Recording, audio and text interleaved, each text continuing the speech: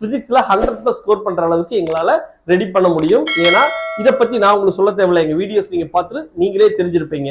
ஆட்டம் அப்படிங்கிற இந்த சாப்டர்ல எமிட்டட் லைன் எந்த ஸ்பெக்ட்ரம்ல எத்தனாவது லைனா இருக்கும், லைமன் சீரீஸ்ல வருதா, பாமர் சீரீஸ்ல வருதா, பேஷன் சீரீஸ்ல வருதா சொல்லிட்டு அது எத்தனாவது லைன் அப்படிங்கறத கேட்பாங்க.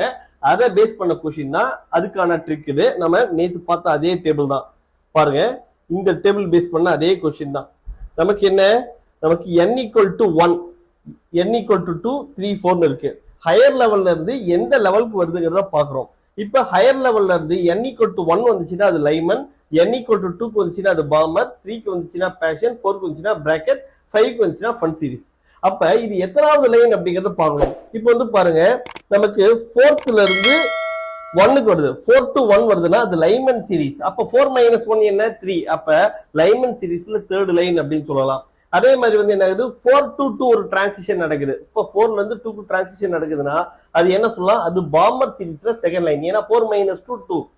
அதுக்கு அடுத்து பாருங்க, ஒரு எக்ஸாம்பிள், ஒரு 6 - 4 போடுங்க. அப்ப 6 - 4னா 4th லெவல் அப்படின்னா பிராக்கெட் சீரிஸ். அப்ப 6 - 4னா என்ன, டிஃபரன்ஸ் வந்து என்ன இருக்கும், 2 இருக்கும். அப்ப பிராக்கெட் சீரிஸ்ல 2nd லைனா இருக்கும்.